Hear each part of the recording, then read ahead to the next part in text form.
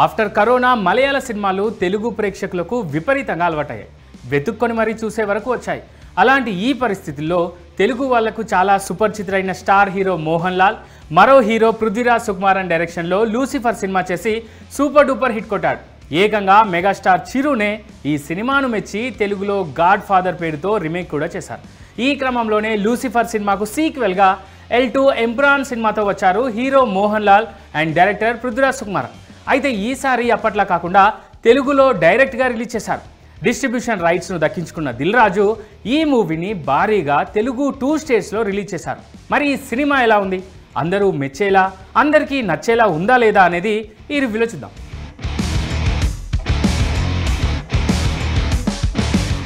Lucifer చిత్రం ఎక్కడ ముగిసిందో అక్కడి నుంచే ఈ సినిమా కథ ప్రారంభమవుతుంది. పీకేఆర్ మరణంతో కేరళలో రాజకీయ అలజడి మొదలవడం, సీఎం సీటు కోసం కుట్రలు చేసిన బాబీ అలియాస్ వివేక్ ఓబరాయ్ని స్టీఫెన్ అలియాస్ మోహన్ లాల్ అడ్డుకొని పీకేఆర్ కొడుకు జతిన్ రామ్దాస్ అలియాస్ టొవినో థామస్ని రాష్ట్ర ముఖ్యమంత్రిగా చేశాడు. అక్కడితో లూసిఫర్ కథ ముగుస్తుంది. సీఎం అయిన తర్వాత జతిన్ రామ్దాస్ బుద్ధి కూడా మారుతుంది.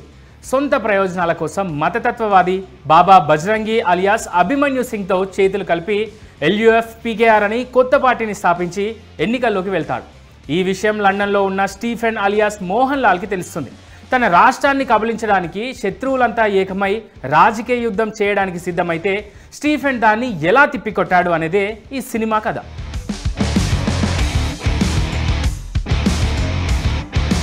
అసలు స్టీఫెన్ నేపథ్యం ఏంటి?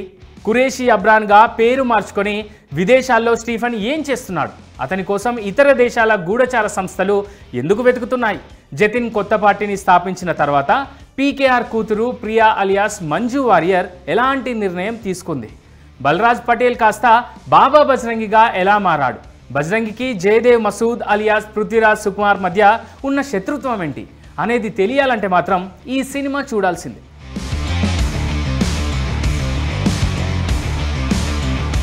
ఆరేళ్ల క్రితం వచ్చిన లూసిఫర్ చిత్రంలో మోహన్ లాల్ని డిఫరెంట్గా చూపించడంతో పాటు పొలిటికల్ డ్రామాను బాగా పండించాడు దర్శకుడు పృథ్వీరాజ్.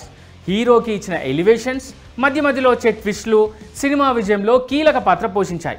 సీక్వెల్కి కూడా అదే ఫాలో అయ్యాడు. హీరోతో పాటు ప్రతి పాత్రకు భారీ ఎలివేషన్స్ ఇచ్చాడు.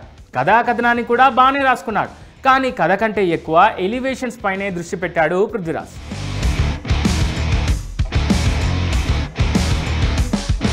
మోహన్ లాల్ వచ్చే ప్రతి సీన్కి ఎలివేషన్ పెట్టడం కొన్ని చోట్ల అతిగా అనిపిస్తుంది. అలాగే సినిమాలోని ప్రతి పాత్రకు ఓ ఫ్లాష్ బ్యాక్ స్టోరీ చూపించడంతో కథనం సాగదీసినట్లుగా సాగుతుంది. సీన్ల పరంగా చూస్తే మాత్రం సినిమా అదిరిపోతుంది. ప్రతి 5-10 నిమిషాలకు గూస్ బంప్స్ తెప్పించే సన్నివేశాలు ఉంటాయి.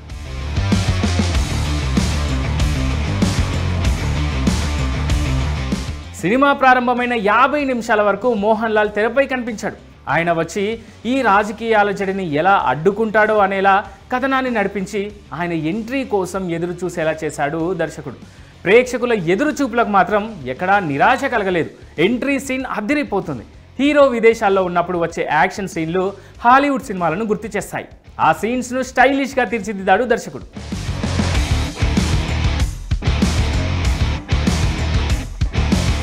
ఇక ఇంటర్వెల్ ట్విస్ట్ సెకండ్ హాఫ్ పై ఆసక్తిని కలిగిస్తుంది. ఇక సెకండ్ హాఫ్ మొత్తం కేరళ రాజకీయాల చుట్టే జరుగుతుంది. అయితే సినిమాల్లో చాలా లేయర్లు ఉండడం, పార్ట్ 3 కోసమే అన్నట్లుగా కొన్ని సన్నివేశాలు పెట్టడం ఆడియన్స్ని డీవియేట్ చేస్తాయి. ఇక సినిమాకి మరో మైనస్ ఏంటంటే డైలాగులు. ఈ సినిమాలోని డైలాగుల్లో ఎక్కువగా ఓ మతం ప్రజలు వాడే పదాలే వినిపిస్తాయి. డబ్బింగ్ విషయంలో జాగ్రత్త పడి తెలుగు నేటివిటీకి తగ్గట్లుగా మార్పులు చేస్తే బాగుండేది అనిపిస్తుంది. క్లైమాక్స్లో మోహన్ లాల్, పృథ్వీరాజ్ కలిసి చేసే ఫైటింగ్ సీన్స్ ఫ్యాన్స్లో గూస్ బంప్స్ పుట్టిస్తాయి. ఇక పార్ట్ 3 పై ఆసక్తిని పెంచేలా ముగింపు అయితే ఉంటుంది. కానీ స్టీఫెన్ అలియాస్ ఖురేషీ అబ్రాన్ నేపథ్యం పూర్తిగా తెలియాలంటే మాత్రం L3 కోసం ఎదురు చూడాల్సిందే.